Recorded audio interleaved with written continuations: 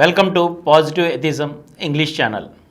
Today I am going to continue the article on Jawaharlal Nehru, a man with a vision, printed in the 7th World Atheist Conference, Savanir. In molding the Indian Constitution, Nehru left his indelible impression. Nehru was a great champion of science and scientific outlook. He was a relentless champion of inculcation of scientific temper. Highlighting the significance of science, Nehru said, "Politics led me to economics, and this led me invariably to science and scientific approach to all our problems and to life itself. It is science alone that would solve the problems of hunger and poverty." As Prime Minister, he was crystal clear in his mind that the future development of India was invariably and intricately intertwined with planning, science and technology, secularism and democracy. Emphasizing on 5-year plans for country's progress, Nehru wrote, "There are three fundamental requirements for India, and these are heavy engineering and mission building industry, scientific research institutions, and electric power. These must be foundations for planning. Thanks to the foresight of Nehru, India could acquire a proud place in the Committee of Nations with its scientific manpower and infrastructure." Nehru equally emphasized on agricultural development by providing irrigation facilities through dams. He described big dams like Nagarjuna Sagar as modern temples of progress. Nehru's approach to social problems was rational, human, and secular. Highlighting his contribution to secularism, Donald E. Smith, in his India as a Secular State, stated, "Pandit Jawaharlal Nehru has undoubtedly been the outstanding champion of the secular state in India since independence. His personal philosophy of life is completely secular.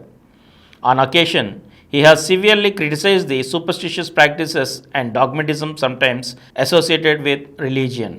Writing in 1944, Nehru claimed to have no interest whatsoever in the question of future life and regarded the idea of a personal God as completely foreign to his way of thinking.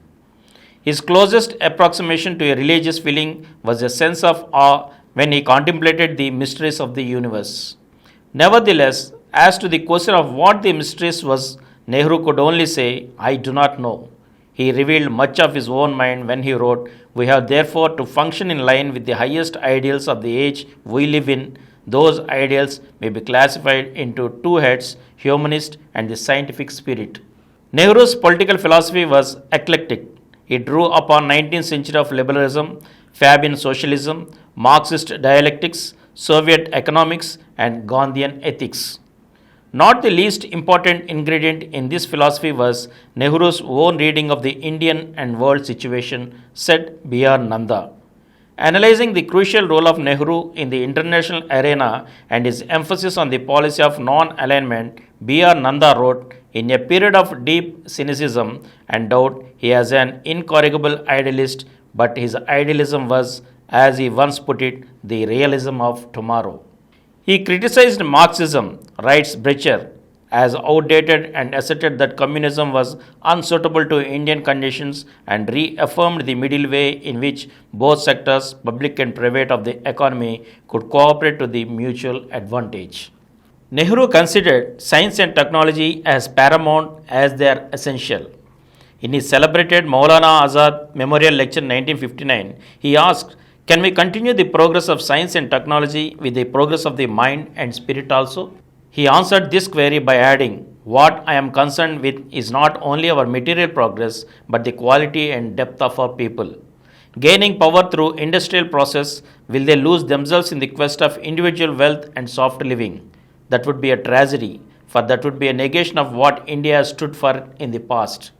Girija K. Mukherjee, in Nehru the Humanist, stated that the main drive in Nehru's life was the deep-seated humanism inherited by him from Mahatma Gandhi. Yet, Nehru was too much of an individualist and too integrated a person to become the relic of one single person or ideology, and that is why it seems to me that Rabindranath Tagore's estimate of him comes nearer to the truth when he said Nehru was a person greater than his deeds and truer than his surroundings.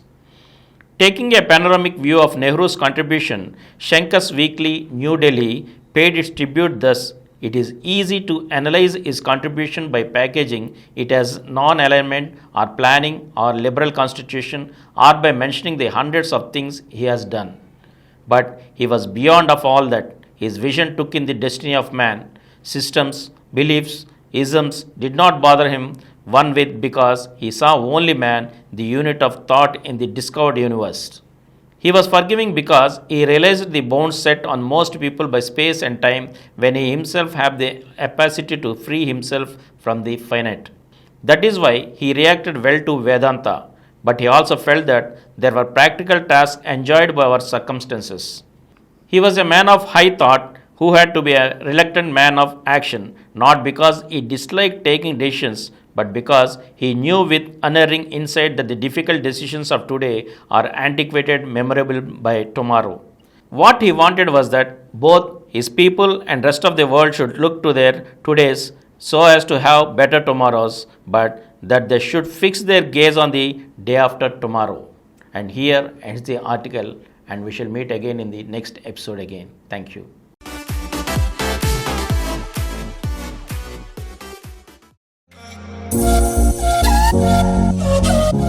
For more videos, please subscribe to this channel Positive Atheism and activate the bell icon. Please download Samaram multi-channel app and watch your favorite channels from your mobile. App available on Google Play Store and subscribe to the channels.